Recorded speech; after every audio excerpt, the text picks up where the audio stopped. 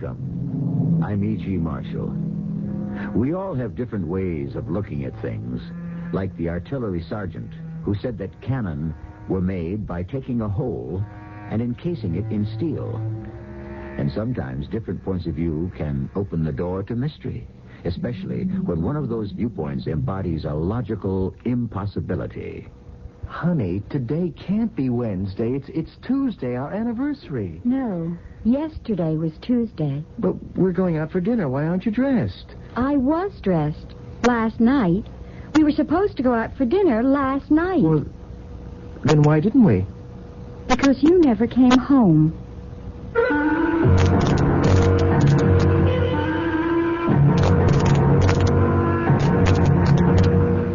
Our mystery drama, The Missing Day, was written especially for the Mystery Theater by Percy Granger and stars Russell Horton. It is sponsored in part. I'll be back shortly with Act One. There are days we circle on the calendar so we do not forget them, and there are days that are so close to our hearts or so burned into our minds that we cannot forget them.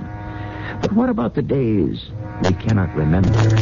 Not the ones we would merely like to forget, but the ones we cannot summon up any memory of at all. And what if one of those days was not years in the past and faded by time, but yesterday? We're in a town in Arizona at a nuclear manufacturing plant.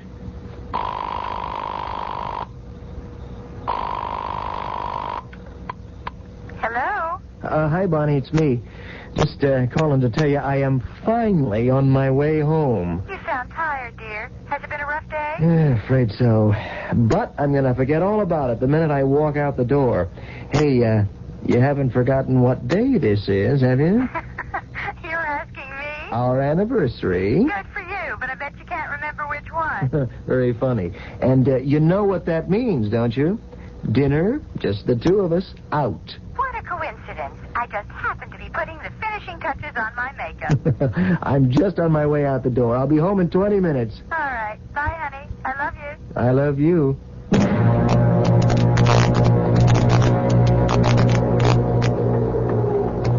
Excuse me. What? You're Arthur Cummings. Yes?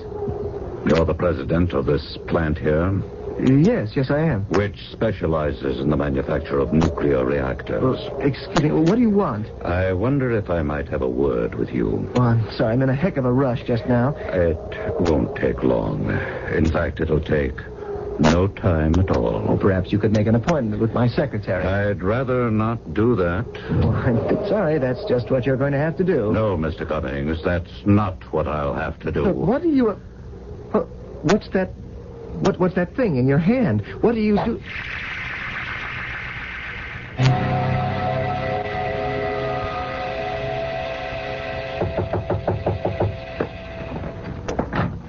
Hello, Mrs. Cummings. Oh, Sheriff, thank goodness.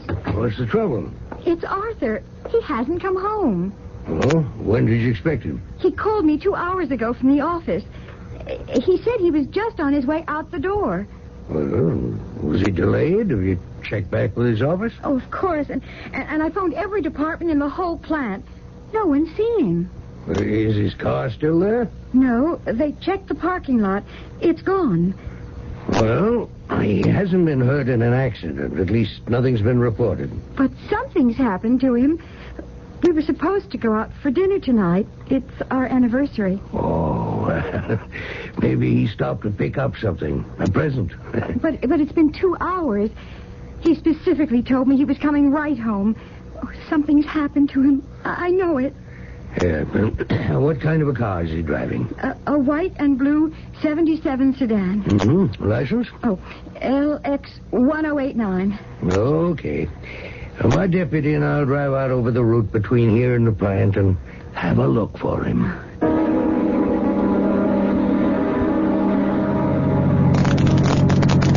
No sign of Mr. Cummings' car anywhere, Sheriff. Here we are at the plant. You think maybe he's been kidnapped? The Cummings aren't that rich, Joey. I wasn't thinking of money. I was thinking of information. Huh? Yeah, the information he must carry around in his head. All that nuclear stuff they make. Yeah, it's possible. And my guess is he just took a detour downtown to get something for his wife. If he's like me, I can never figure out what to buy a woman. Takes me hours. Yeah, except that it's after 8. Most of the stores are closed now. I'm going to check around the plant for myself. You contact the highway patrol and put out an all-points bulletin for Mr. Cummings' car.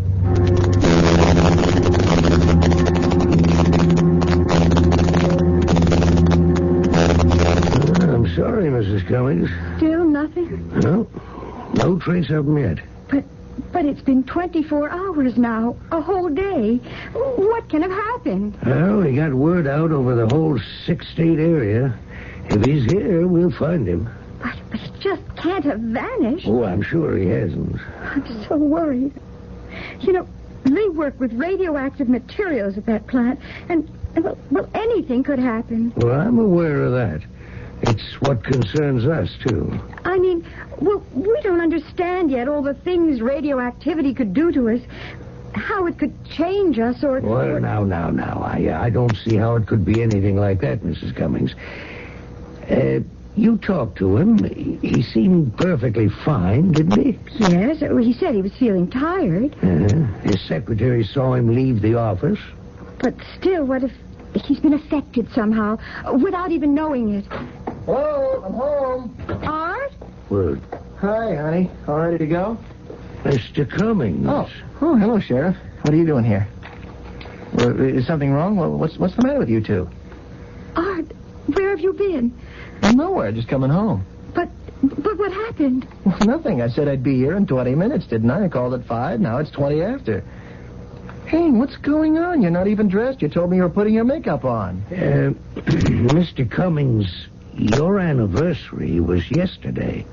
What? This is tomorrow. Well, what is this, a joke? Honey, did I really get the date mixed up after all, and you got the sheriff here to arrest me? Art, you've been missing for 24 hours. I've been worried sick about you. Where have you been? Oh, now, come on. I'm positive our anniversary is Tuesday, the 14th. It is. The only trouble is this is Wednesday, the 15th. You two aren't joking, are you? Your wife reported you missing last night, Tuesday. We've had an all-points bulletin out on you for a whole day. I've been missing? Yep. But I know I left the office right after I called you, Bonnie. I remember saying goodnight to Miss Scott. Who's she? His secretary. Well, go on, Mr. Cummings. Just take it step by step. Well, I took the elevator down to the parking lot. I crossed to my car. I got in and came home. That's all? You made no detours? No stops? No, I was going to get some flowers, but Miss Scott got these at lunch. She doesn't trust my color sense. Huh. They're wilted. But how... Because you've been missing for an entire day. Something must have happened, Mr. Cummings. You must have some recollection. I can't imagine. I don't remember a thing. Nothing at all? No. Art, how do you feel? Fine. I feel fine. You driving your own car? Well, I think it's mine. Yeah. That's our blue and white sedan. You want to check it out? If I may. And you, too. Me? Would you be willing to submit to a few tests? Well, what kind of tests? Well, under the circumstances. You mean medical tests? Just a physical examination and a blood sample. I tell you, I'm fine, Sheriff. There is nothing the matter with me. Okay. I can't compel you without a court order, but I'd appreciate it if you'd change your mind. No. Well, if you remember anything... I'll let you know, Sheriff. Good day. Good day. Art, are you sure you feel okay? Look, I am all right. Couldn't we just call Dr. Kramer and... No. Just to have him check you out? No. But you do work with all that radiation. Honey, it is perfectly safe. Now, why do you keep worrying about that? How many times have we had this argument? Look, I've shown you all the literature on the subject. You know the extraordinary safety precautions we take. Besides, what would radiation contamination have to do with this? That's just it, Art. That's what worries me. We don't know. I don't remember a thing, okay? I'm admitting it. I don't remember. I don't know what happened. For all I know, this is some kind of practical joke you two cooked up. It isn't. I'm sorry, Bonnie. I've been a little on edge lately. Then... Not enough to call Dr. Kramer. I get edgy every time we have a delicate shipment going out. There's always that 1 in a million chance that something could go wrong. Well, what's going out? Uranium. The truck's leaving at 9 a.m. the day after... I guess I mean tomorrow.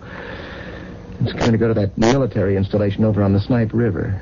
Art, do you think you were kidnapped? No.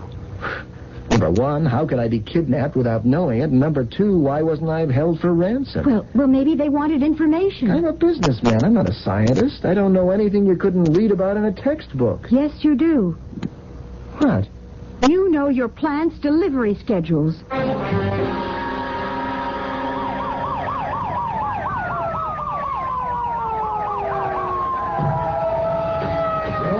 Over here, Sheriff. Well, I got out here as quick as I could. What happened? Yeah, it looks like a hijacking. Uh-huh. This truck here? Yeah.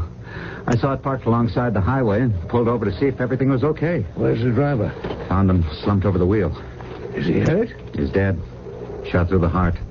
Yeah? You call an ambulance? Down the way. The truck's contents are gone? You can see for yourself. Holy suffering cats. What kind of machine did they use to cut through these doors? This metal is 6 inches thick. What was this rig carrying? Well, I ran a check through the plates. Truck's owned by Mr. Cummings' company. And according to the head of plant security, she was carrying a large quantity of high-grade uranium to be used at the Snipe River installation in the warheads of their nuclear missiles. Speech, it has been observed, is the art of hiding thought. This is often all too true.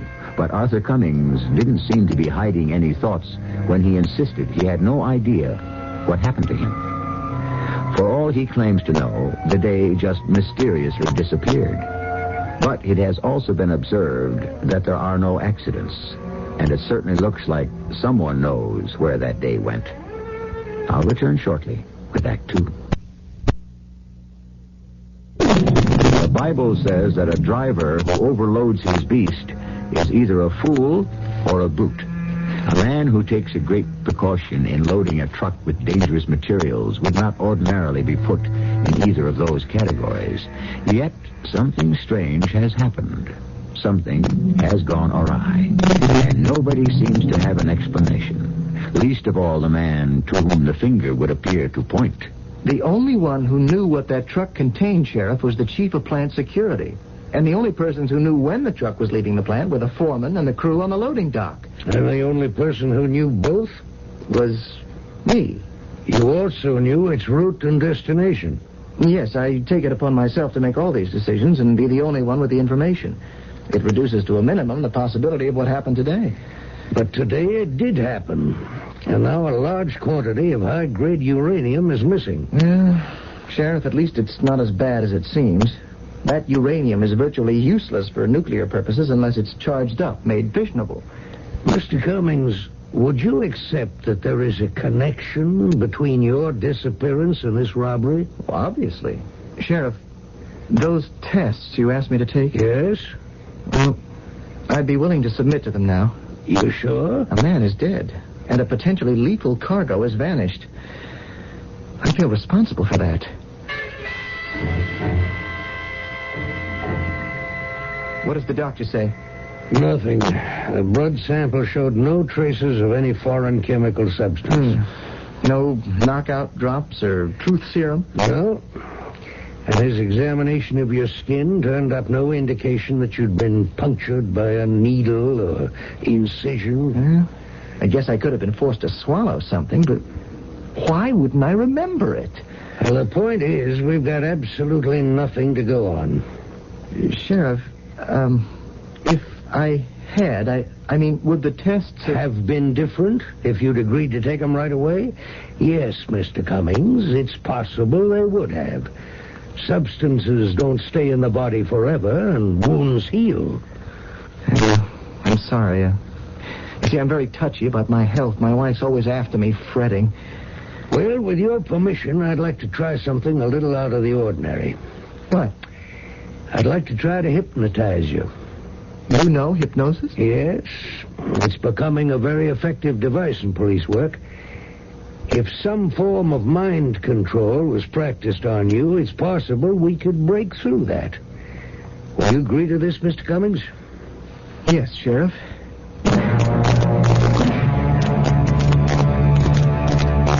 Joey, if you'll sit in the corner there and monitor the machine. Yes, sir. You ever been hypnotized before, Mr. Cummings? Yes, at a party once. Good.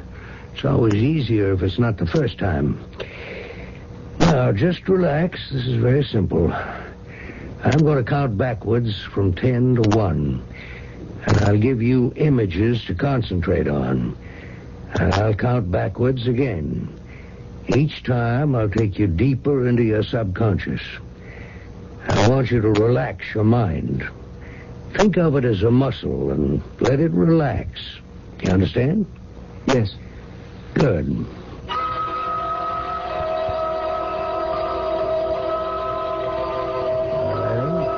4, 3, 2, 1. The sun has faded now. You're in total darkness, floating in space. Can you hear me? Yes. What day is it? Friday. And yesterday? Thursday. And before that? Tuesday. Wednesday, Mr. Cummings. Oh, yes, I'm sorry. Do you remember Wednesday? Yes. And the night before, where were you? At my office. Do you remember calling your wife? Yes, I said I was just going out the door. And then? I left. I went home. Can you see your car? Yes. In its parking space? Yes. You're walking toward it. Can you see yourself walking toward it? Yes. Describe your movements. I come out of the building, and I walk up to my car. And? I get in. You see no one? No. And then? I drive home. Does anything happen along the way? No. How long does it take you? 20 minutes. What time did you leave the office? 5. And where were you at 11 o'clock that evening? Driving home. Driving home? Yes. Where were you at 3 in the morning? Driving home. At 8? Driving home. Noon? Driving home. All afternoon. Driving home. How long did it take you? 20 minutes. And nothing happened? No. Yes. One thing happened. What? The flowers wilted.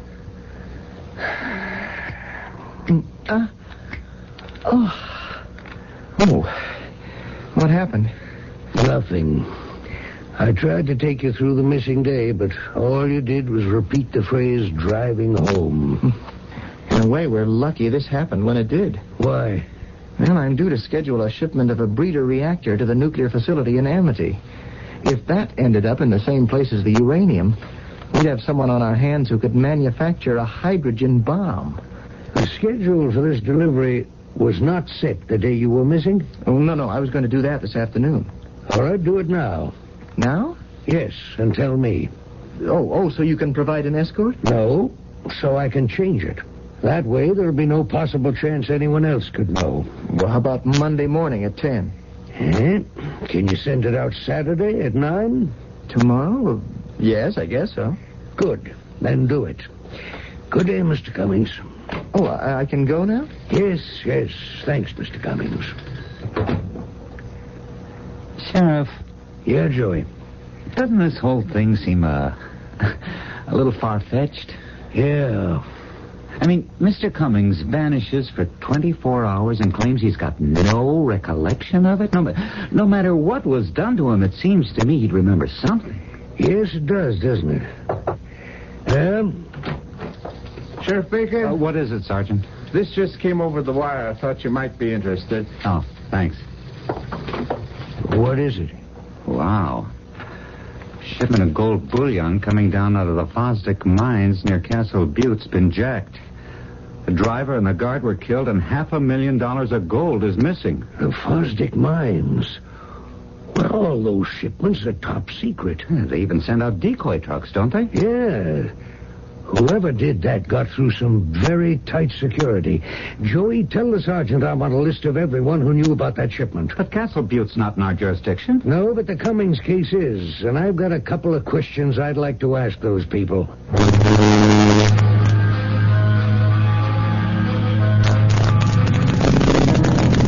Here's 944 Chautauqua Street. Mr. Bud Peterson, right? He's the last one on the list. And so far, nothing. Do you think there's some connection between the two robberies, huh?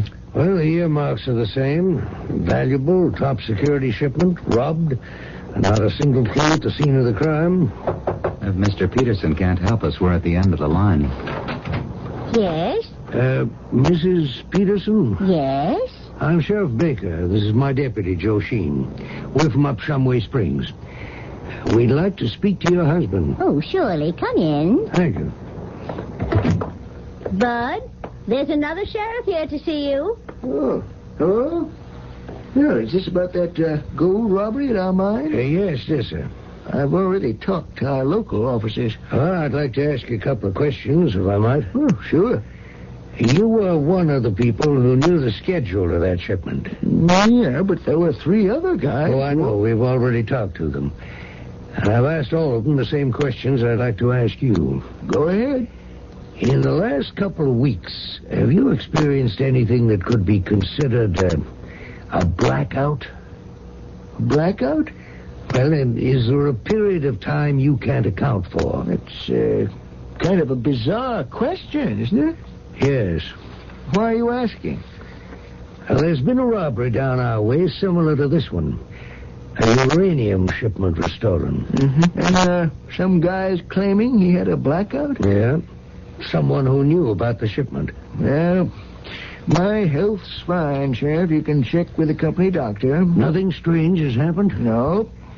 Let me put it another way. Mrs. Peterson, has your husband been missing for a period of time recently? No, he hasn't. Okay. Thanks, Mr. Peterson. I'm sorry for the disturbance. I guess we've been on a wild goose chase. Good day, Sheriff. Bud, why didn't you tell them? It's none of their business. You should have told them the truth. Something did happen. You disappeared for a whole day. I told you I don't have any recollection of it.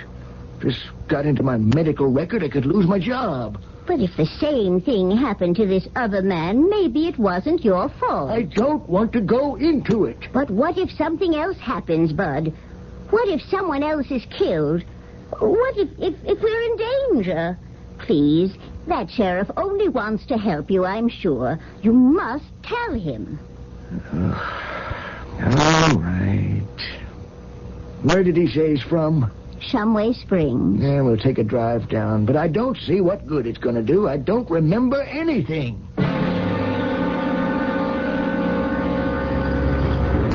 Well, here we are. Do you want me to come in with you? Yeah, no, you wait here.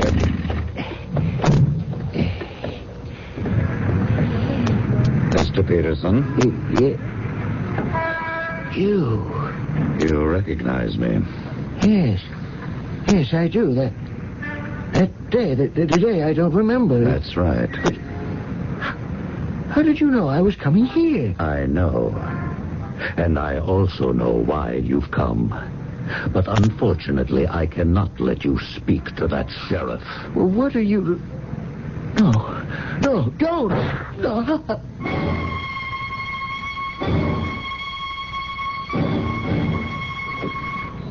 Mr. Cummings? Oh, Sheriff. We've come by to check on that reactor shipment. It got off safely this morning. Can I speak to you? Oh, certainly. Let's go into my office. Now, is Something the matter? Yes, something's happened. What, to that reactor shipment? No. Mr. Cummings, I suspect you're in serious danger. Why? A man was shot to death yesterday evening right in front of my office. He worked for the company that lost that gold shipment. And the same thing had happened to him that happened to you. He'd vanished? For a whole day, with no recollection of what happened.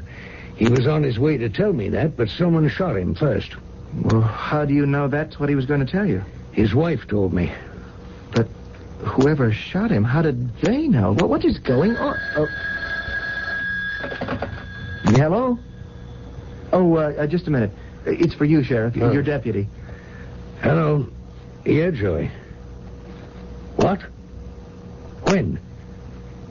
You sure of the truck's identification? Okay, I'll be right there. Cummings, your truck's been hijacked. The one containing the reactor? Yes. But how? That's not possible. No one knew its schedule except you and me. Unless you told someone. Well, no, of course not. I didn't even mention it to my wife this time. So now someone's got everything he needs to manufacture a half-dozen hydrogen bombs. Enough to annihilate this country.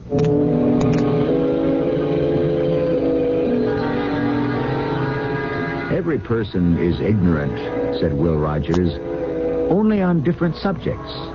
Well, on the subject which concerns us most at the moment, we're all pretty much in the dark.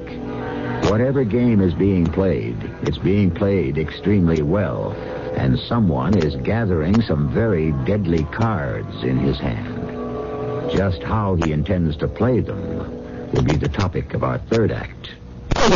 A Greek sage was weeping for the death of his son. Why do you weep? Asked a pedant. Since it avails you nothing. That is why I weep, replied the sage, because it does not avail. This is the beginning of wisdom. But there are situations in which something must avail if disaster is to be prevented. In our present case, the urgency is fraught with difficulty, for it's pretty hard to hit a target when you don't know what you're aiming at. Mr. Cummings, I've got to ask you again to try to remember something, anything, about that missing day. I've gone over it 100 times. I've even walked through it, out of my office, over to my car. Nothing jars my memory. And somehow someone is getting information there's no way in the world he could get. It's not as if you were bugged, might.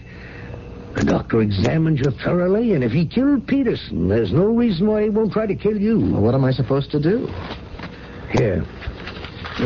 What's that? This is my private line at my office, 555-0231. If anything happens or you remember anything, call me at once. 555-0231. Terrific. And what if someone jumps me and I don't happen to be near a phone? I'm bringing in the state police. I want the whole desert region around here scanned from the air. These people must have one heck of a base of operations. And we ought to be able to find some trace of it somewhere. You just talked to Cummings? Yeah. I told him about Peterson. He still says he remembers nothing. You think he's leveling with us? And I just don't think he's the kind of a guy who'd be behind something like this. But no one else knew anything about that reactor shipment.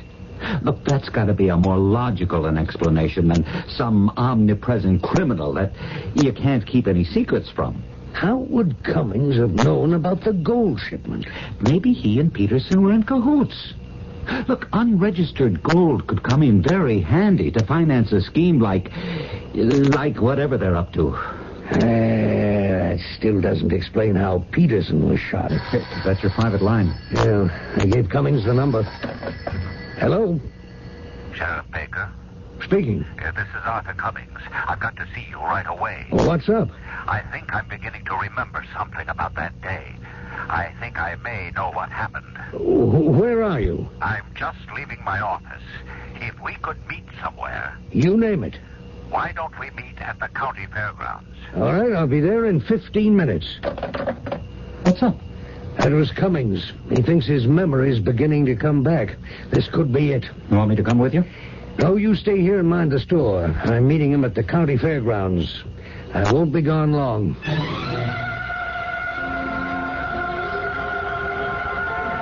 Sheriff Baker, Yes? could I speak with you for a moment?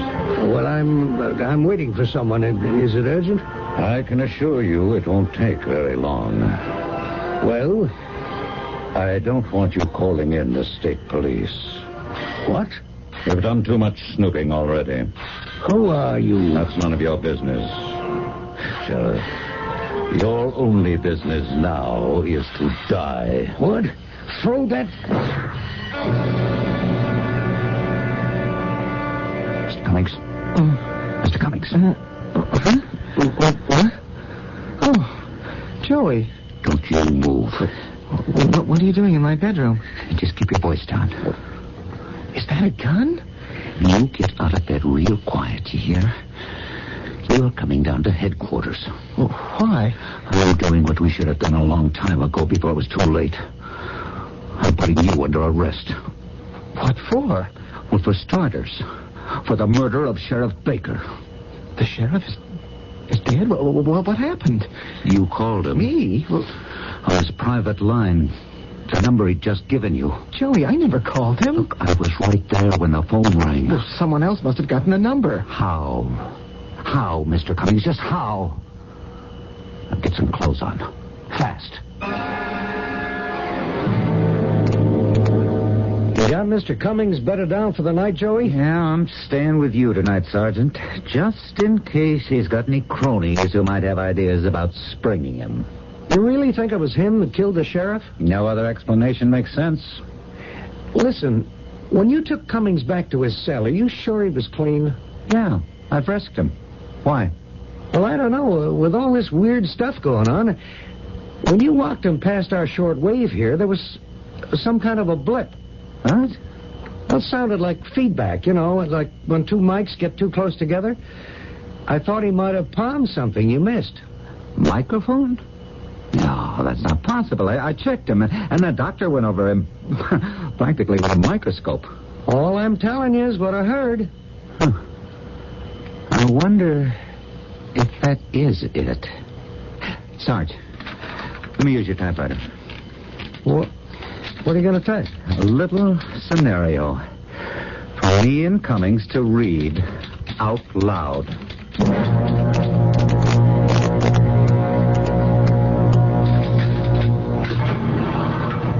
Who's that? Just me, Mr. Cummings. I thought I'd come in and badger you a bit since you're here and can't go anywhere. Badger me about what? You see, I'm still convinced that if you tried hard enough, you just might be able to remember a little something about that missing day. Look, how many times do I have to tell... What's that?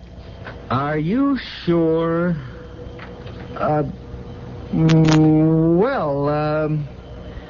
Maybe I do remember something...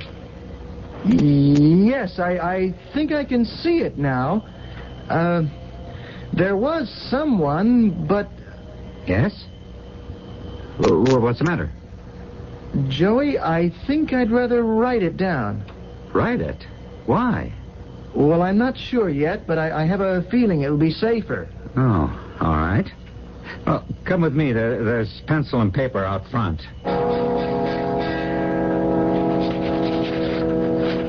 Now, that's all I can remember so far. Well, it gives us something to go on.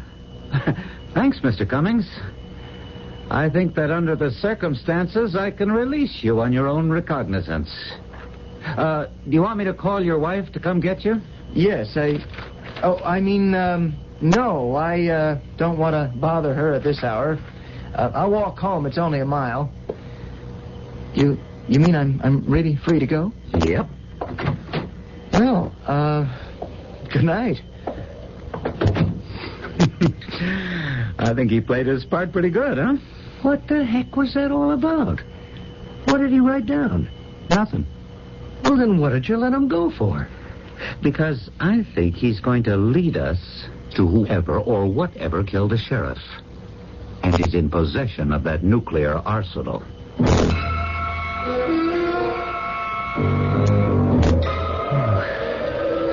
Why the heck wouldn't he let me call Bonnie? It's freezing. Oh, there's a car. Hey, could you give me a lift? I'm not going far. Of course. Get in. Thanks. I don't usually ask for rides, but... What did you write down? What? For that deputy. What did you write down? Well, I didn't... How did you know about that? It won't do any good to dissemble, Mr. Cummings. I want to know what you told him. Hey, how do you know my name? Who are you? What's that thing you're pointing at me?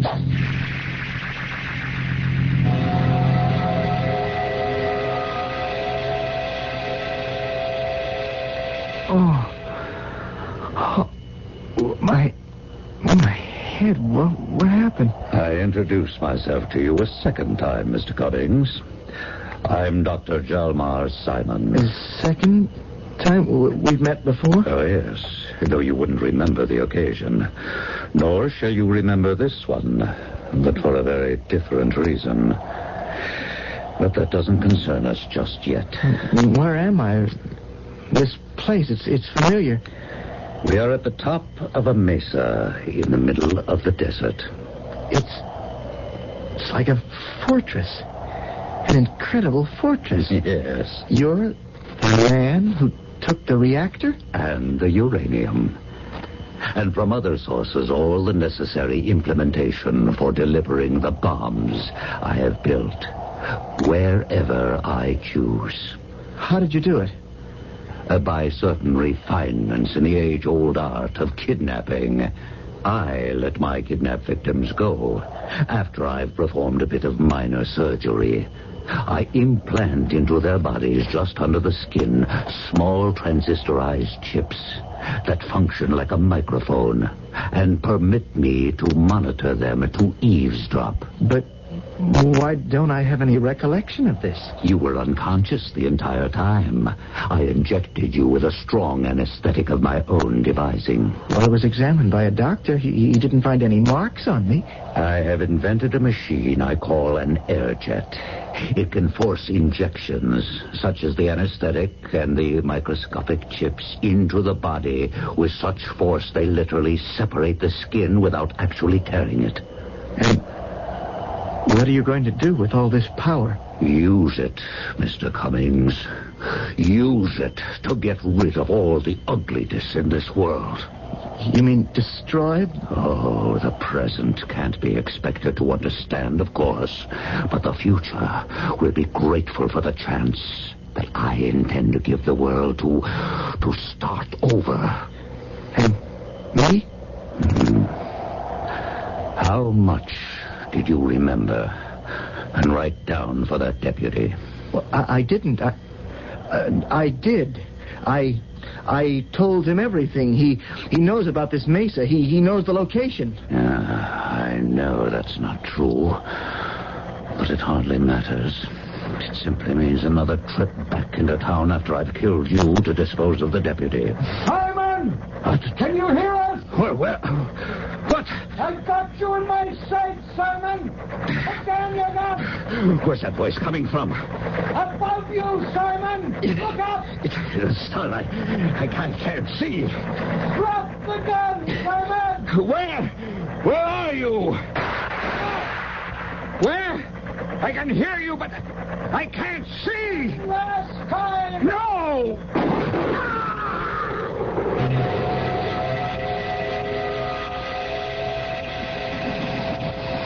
Is he dead? Joey, I don't know. I think so. I'm sorry I had to use you to bait the trap, but that's why I had you write your recollections. To get his curiosity piqued so he'd keep you alive. Boy, you arrived just in time. But how did you know? Well, the sergeant caught a trace of a microphone on your body. Wow. This fortress is incredible. What was he planning to do with all these weapons? Recreate the flood. What flood? He was going to take it upon himself to cleanse the world. Only this time, not with water, but with fire. He's dead. He's dead.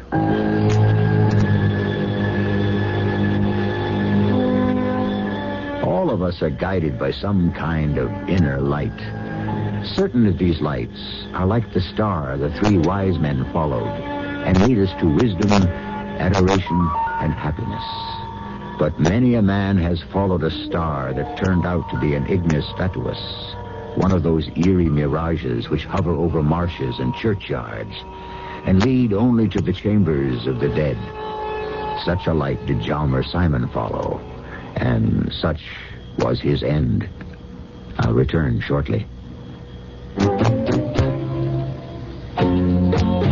Thanks, America, for making Avon #1. Avon's the #1 way of looking good. And we're celebrating like we should. You've made Avon America's #1 beauty company. And Avon's saying, thanks, America, by offering 8 of America's most popular fragrances, your choice of any one of 8, for just 75 cents. Avon's the #1 way of looking good. And we're saying thanks just the way we should. We've even created elegant, special-sized bottles just for the occasion. The Thanks America fragrance offer, just part of our 6-week Thanks America celebration. Avon's the #1 way of looking good. Thanks America, you never look so good. I like pickles, but they don't like me. Send your stomach some Digel. I like pizza, but it doesn't like me. Send your stomach some Digel. Digel's special combination of antacid and anti-gas ingredients gives you fast, gentle relief from acid indigestion, heartburn, and gas in just minutes. I like hot dogs, but they don't like me. Send your stomach some Digel. For occasional use, only as directed. Discover the Dermasoft formula for hard, callous skin. Apply Dermasoft cream to feet, hands, and elbows as directed. Dermasoft gives you the same callus-removing ingredient that doctors use most. Now you can soften and remove hard, callous skin without painful cutting or scraping. Dermasoft cream. Dermasoft. Laxatives work in different ways.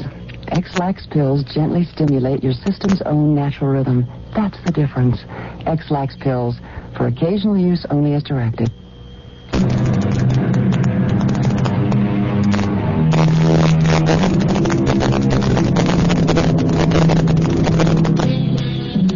We might say our story fell into that category of mystery we can describe as fanciful with a disturbing dash of the possible. There are many ways to distinguish mankind from the rest of the animal kingdom, and one of the strangest is that we are the only species with a compulsion to terrify ourselves. We do our best to oblige this compulsion 7 times a week on Radio Mystery Theater. Our cast included Russell Horton, Hetty Galen, Court Benson, and Ray Owens. The entire production was under the direction of Hyman Brown.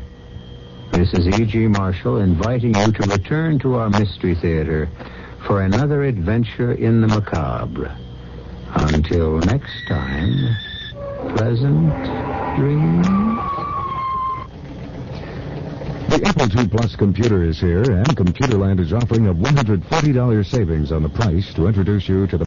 Whatever business you're in, growth isn't just about getting bigger. At ADP, we believe it's about getting stronger by turning data into insights so you can build teams that work as teams. By using our AI technology to help catch payroll errors before they're errors. And by keeping ahead of thousands of changing regulations so you can keep ahead of everything else. ADP helps businesses like yours grow stronger every day.